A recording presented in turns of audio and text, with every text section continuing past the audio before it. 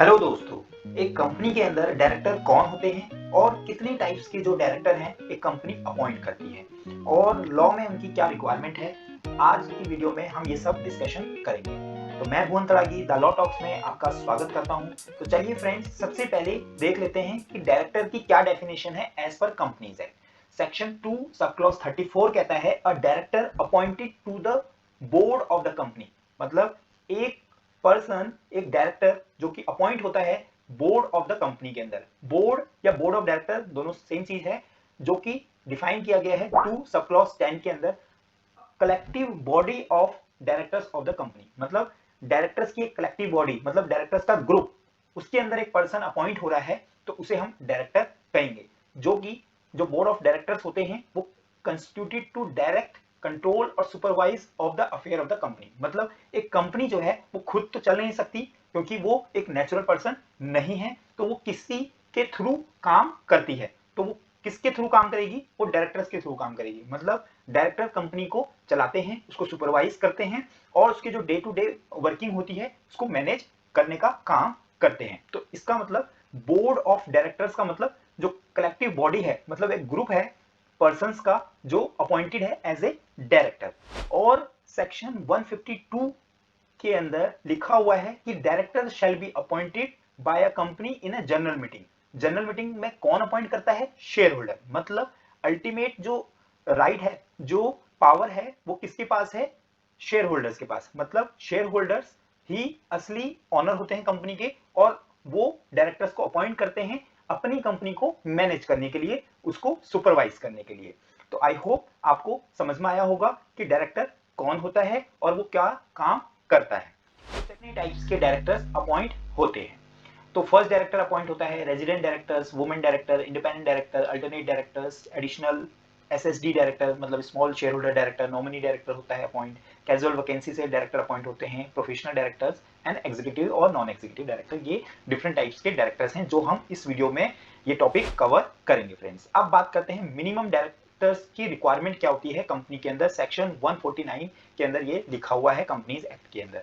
तो मिनिमम जो रिक्वायरमेंट रहती है, 1% अगर कंपनी है तो उसके अंदर आपको एक डायरेक्टर अपॉइंट आप करते हैं तो काम आपका बन जाता है। प्राइवेट लिमिटेड अगर आपकी कंपनी है तो मिनिमम 2 डायरेक्टर्स की रिक्वायरमेंट रहती है, और पब्लिक लिमिटेड आपकी अगर कंपनी है तो मिनिमम 3 डायरेक्टर्स आपको चाहिए रहेंगे। अब बात करते हैं मैक्सिमम नंबर की। तो मैक्सिमम जो है 15 डायरेक्टर्स आपके अपॉइंट हो सकते हैं, लेकिन अगर कंपनी 15 से ज्यादा करना चाहती है, बियॉन्ड 15 करना चाहती है, तो स्पेशल रेजोल्यूशन पास करेगी और 15 से ज्यादा कितने भी डायरेक्टर अपॉइंट कर सकती है। और इसके अंदर एक एक्सेप्शन है, सेक्शन 8 जो कंपनी होती है, मतलब एनजीओ जो होती है, मिनिमम 2 डायरेक्टर्स चाहिए होते हैं और मैक्सिमम की कोई लिमिट नहीं है, वहां पर एसआर पास करने की भी जरूरत नहीं है फ्रेंड्स। अब बात करते हैं कैटेगरी ऑफ डायरेक्टर्स की। तो कैटेगरी ऑफ डायरेक्टर्स के अंदर एग्जीक्यूटिव डायरेक्टर्स और नॉन एग्जीक्यूटिव डायरेक्टर्स कौन होते हैं ये देख लेते हैं। तो एग्जीक्यूटिव डायरेक्टर्स जो हैं who is in employment of the company, जो कंपनी के एम्प्लॉयमेंट में है और have active part in a day to day affair of the company. तो ये एक तरीके से रेगुलर बेसिस पे कंपनी में आते हैं और इनका सिग्निफिकेंट पर्सनल इंटरेस्ट होता है कंपनी के अंदर और इन्वॉल्व होते हैं डे टू डे काम के अंदर। मतलब आप कह सकते हो फुल टाइम एम्प्लॉयमेंट के अंदर ये होते हैं और इनको सैलरी भी कंपनी प्रोवाइड करती है। और इनका एग्जाम्पल अगर मैं बात करूं, फुल टाइम डायरेक्टर, एमडी, ये इनके कुछ एग्जाम्पल हैं। और नॉन एग्जीक्यूटिव डायरेक्टर्स कौन होते हैं, आई होप आप समझ गए होंगे। आप मुझे कमेंट करके बताइए कि नॉन एग्जीक्यूटिव डायरेक्टर कौन होते हैं। अब बात करते हैं फर्स्ट डायरेक्टर। फर्स्ट डायरेक्टर कौन होगा, मतलब कंपनी इनकॉर्पोरेट हुई और पहला पहला डायरेक्टर कौन होगा। तो generally most of the companies जो हैं अपने फर्स्ट डायरेक्टर का जो नाम है वो एओए में मेंशन करती है, मतलब आर्टिकल ऑफ एसोसिएशन में, और वो एओए और एमओए को साइन करते हैं जब फर्स्ट इन कंपनी इनकॉर्पोरेट होती है। और सेक्शन 152 कहता है अगर no provision made in AOA, तो जो सब्सक्राइबर टू द कंपनी है और जो इंडिविजुअल है वही फर्स्ट डायरेक्टर माने जाएंगे। इन केस ऑफ ओपीसी की मैं बात करूं, जो इंडिविजुअल जो मेंबर है जो इनकॉर्पोरेट कर रहा है कंपनी को, वही फर्स्ट डायरेक्टर मान लिया जाता है। अब जान लेते हैं कि एडिशनल डायरेक्टर कौन होते हैं। सेक्शन 161 एडिशनल डायरेक्टर की बात करता है। कंपनी के अंदर जो मेंबर्स हैं वो मेंबर्स मीटिंग के अंदर डायरेक्टर को अपॉइंट करते हैं, लेकिन इन बिटवीन अगर हमें किसी पर्सन की जरूरत है, उसको एज ए डायरेक्टर अपॉइंट करना है, तो हम उसको as a additional director appoint कर सकते हैं, करते हैं। तो board of director may appoint additional director in a board meeting by board resolution and, लेकिन ये होना चाहिए आपका एओए में authorise and hold office up to the date of AGM. AGM की डेट तक ये ऑफिस को होल्ड करते हैं। And additional director shall be regularise in general meeting by the members जो मीटिंग होगी, मतलब कोई भी एजीएम हो या जनरल मीटिंग कोई भी हो, तो उसके अंदर उसको रेगुलराइज किया जाएगा एडिशनल डायरेक्टर को। और जब अगर उसको रेगुलराइज नहीं किया गया तो उसका जो लास्ट डे है वो एजीएम जिस दिन होनी थी वो उसका लास्ट डे होगा। अगर मान लो बाई चांस एजीएम नहीं होती तो भी उसको ऑफिस वकेट करना पड़ेगा अगर रेगुलराइज नहीं हुआ। और अगर एक बार कोई पर्सन जनरल मीटिंग में रेगुलराइज हो जाता है तो वो आगे कंटिन्यू करता है। अगर नहीं रेगुलराइज हुआ और fail to appoint as a director, then वो कंटिन्यू नहीं कर सकता एज ए एडिशनल डायरेक्टर और दोबारा भी अपॉइंट नहीं हो सकता। आई होप आपको एडिशनल डायरेक्टर का कॉन्सेप्ट समझ में आया होगा। अगर नहीं आया है तो आप मुझे कमेंट कर सकते हैं, या इससे रिलेटेड अगर आपकी कोई क्वेरी है तो आप मुझसे पूछ सकते हैं फ्रेंड्स। चलिए अब बात कर लेते हैं अल्टरनेट डायरेक्टर की। सेक्शन 161 सब क्लॉज 2 के अंदर ये लिखा हुआ है, एक कंपनी अल्टरनेट डायरेक्टर कब अपॉइंट करती है? जब एग्जिस्टिंग डायरेक्टर जो है वो अब्रॉड जा रहा है फॉर एटलीस्ट 3 मंथ, मतलब मिनिमम 3 महीने के लिए वो जा रहा है और अथोराइज बाय एओए है, मतलब आर्टिकल ऑफ एसोसिएशन में इसका प्रोविजन है। और ऑर्डिनरी रेजोल्यूशन आपको पास करना पड़ेगा जनरल मीटिंग के अंदर। उसका जो टर्न्योर रहेगा वो जो ओरिजिनल डायरेक्टर है उसका जो जितना टर्न्योर था, मान लो कोई ओरिजिनल डायरेक्टर 5 साल के लिए अपॉइंट है तो उतना ही टर्म, मान लो सपोज वो 3 साल तक अपनी टर्म पूरा करके गया है, 2 साल भी बचे हुए हैं, तो ओरिजिनल जो उसका एक्चुअल टर्म है उतना उसका टर्न्योर रहेगा जो अल्टरनेट डायरेक्टर है। या फिर वो वापस आ जाए इंडिया, फॉर एग्जांपल अगर वो 6 महीने बाद ही वापस आ जाए तो 6 महीने का उसका टर्न्योर रहेगा, विच एवर इज अर्लियर। ठीक है, अगर ओरिजिनल डायरेक्टर जो है इंडिपेंडेंट डायरेक्टर है देन अल्टरनेट डायरेक्टर भी इंडिपेंडेंट डायरेक्टर ही होना चाहिए और उसको वो सारे सेम राइट मिलेंगे जो एक नॉर्मल डायरेक्टर को मिलते हैं, जो ओरिजिनल डायरेक्टर को मिलते थे। And one person can not become a alternate director of 2 outgoing directors in a same company. मतलब एक ही कंपनी में 2 डायरेक्टर बाहर जा रहे हैं तो एक ही पर्सन को आप दोनों का डायरेक्टर अल्टरनेट डायरेक्टर अपॉइंट नहीं कर सकते। ये दोस्तों जान लेते हैं who is nominee director. Section 161 sub clause 3 के अंदर नॉमिनी डायरेक्टर कैसे अपॉइंट होता है उसके बारे में बताया गया है। बोर्ड में appoint any person as a director nominated by the institution, any institution. और वो इंस्टीट्यूशंस जनरली लैंडिंग इंस्टीट्यूशंस होते हैं जो किसी कंपनी को पैसा लैंड करते हैं, मतलब फाइनेंशियल इंस्टीट्यूशन या फिर बैंक होते हैं। और किस लिए वो अपॉइंट करते हैं? टू प्रोटेक्ट देयर इंटरेस्ट, अपना इंटरेस्ट को वो प्रोटेक्ट कर रहे होते हैं क्योंकि वो कंपनी को पैसा दे रहे होते हैं। इसलिए वो कंपनी से जब पैसा देते हैं, जब लोन देते हैं, तभी एक एग्रीमेंट कर लेते हैं कि हम आपके बोर्ड में अपना एक डायरेक्टर अपॉइंट करेंगे। और nominee director retire bye rotation नहीं होता है, removed only by authority appointing them. जो भी उसको अपॉइंट कर रहा है, बैंक या फाइनेंशियल इंस्टीट्यूशन या फिर कोई और अथॉरिटी या एनसीएलटी अगर अपॉइंट कर रही है तो वो ही उसको रिमूव करेगा। अब who is director appointed under casual vacancy. Section 161(4) के अंदर कैजुअल वैकेंसी की बात करता है, लेकिन प्राइवेट कंपनी पे ये एप्लीकेबल नहीं है। पब्लिक कंपनी के अंदर कोई भी डायरेक्टर जो जनरल मीटिंग में अपॉइंटेड हुआ है और वो अपने नॉर्मल कोर्स जितना उसका पीरियड था उससे पहले अगर वो वकेट कर जाता है तो बोर्ड में fill such vacancy in a board meeting. और जो उसका टर्न्योर रहेगा उस डायरेक्टर का, वो जितना जो डायरेक्टर गया है उतना ही उसका टर्न्योर रहेगा इन अ नॉर्मल कोर्स। अब who is resident director. Section 149 sub clause 3 इसके बारे में बात करता है। रेजिडेंट डायरेक्टर, जो डायरेक्टर इंडिया में एटलीस्ट 182 डेज रहा हो उसे हम रेजिडेंट डायरेक्टर कहेंगे। और every company shall have at least 1 resident director. And अगर कोई कंपनी नई अपॉइंट हुई है तो उसके अंदर जो 182 डेज वाला जो क्राइटेरिया है वो प्रोपोर्शनेटली लगेगा फ्रेंड्स।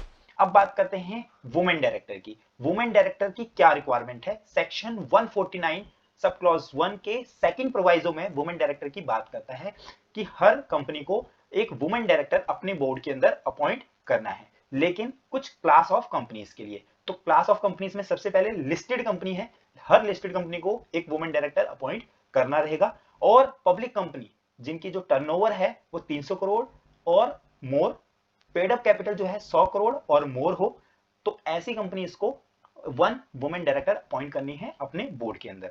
अगर मान लो वुमेन डायरेक्टर वकेट कर जाती है ऑफिस तो विद इन जो नेक्स्ट बोर्ड मीटिंग होगी आप उसमें अपॉइंट कर लीजिए, या फिर 3 महीने जो वैकेंसी अराइज हुई है उससे 3 महीने के अंदर आप अपनी बोर्ड के अंदर वुमेन डायरेक्टर अपॉइंट कर सकते हैं, व्हिचएवर इज लेटर।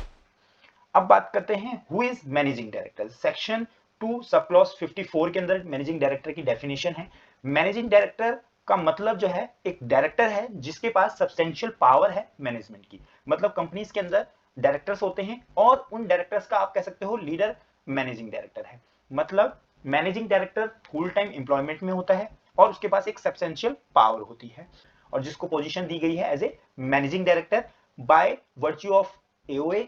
एओए में उसका नाम मेंशन किया गया है या कोई एग्रीमेंट कंपनी के साथ है या फिर रेजोल्यूशन पास किया गया है और उसको पोजीशन दी गई है मैनेजिंग डायरेक्टर। सिंपल वर्ड में बात करूं तो person who control the business और अ कंपनी।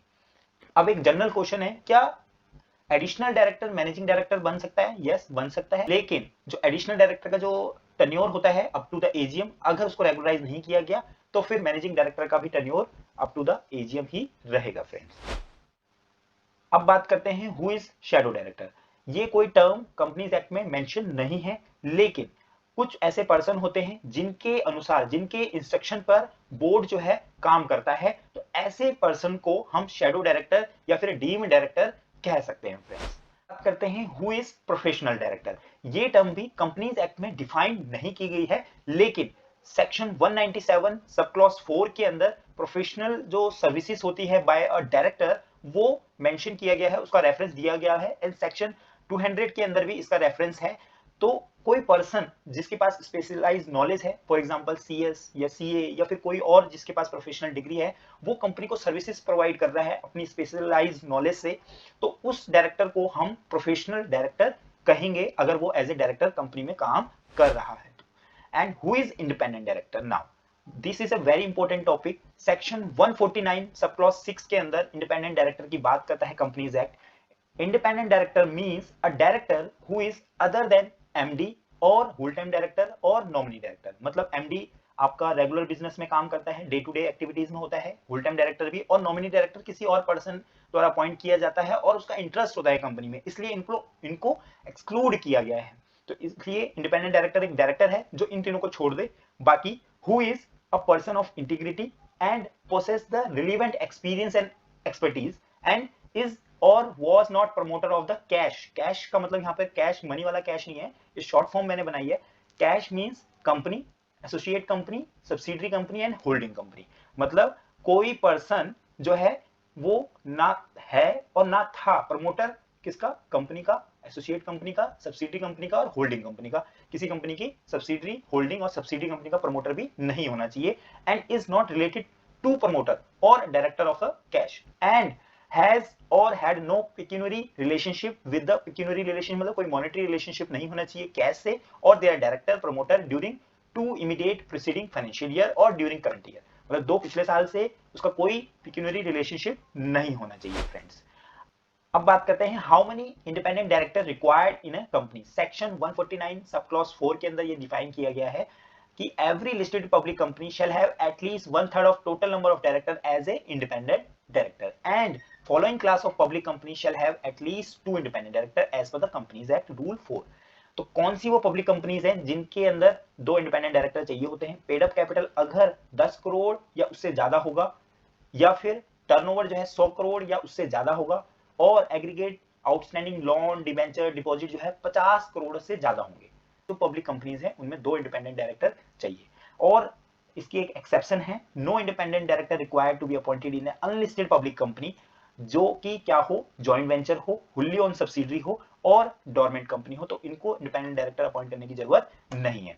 अब एक चार्ट के थ्रू हम समझ लेते हैं जिसमें कंपनीज एक्ट कितनी रिक्वायरमेंट कहता है, number of director independent director होने चाहिए, और सेबी एलओडीआर कितने इंडिपेंडेंट डायरेक्टर की रिक्वायरमेंट रखता है। तो कंपनीज एक्ट में हमने ऑलरेडी पढ़ लिया है कि लिस्टेड कंपनीज के लिए 1/3 जो है बोर्ड का 1/3 जो है इंडिपेंडेंट डायरेक्टर होना चाहिए, और अनलिस्टेड जो पब्लिक कंपनीज हैं उनमें जो पेड अप कैपिटल, टर्नओवर और एग्रीगेट आउटस्टैंडिंग लोन का जो क्राइटेरिया है वो हमने पढ़ लिया है, जहां पर एटलीस्ट 2 डायरेक्टर की जरूरत रहती है, 2 इंडिपेंडेंट डायरेक्टर की जरूरत रहती है। अब एलओडीआर में कहता है कि वेयर जो चेयरमैन है वो नॉन एग्जीक्यूटिव डायरेक्टर होगा तो 1/3 ऑफ बोर्ड जो है वो इंडिपेंडेंट चाहिए। मतलब अगर चेयरमैन नॉन एग्जीक्यूटिव डायरेक्टर बना दो तो 1/3 हिस्सा ही इंडिपेंडेंट चाहिए, लेकिन अगर चेयरमैन नॉन एग्जीक्यूटिव डायरेक्टर नहीं है तो 1/2 ऑफ द बोर्ड क्या चाहिए आपको, इंडिपेंडेंट।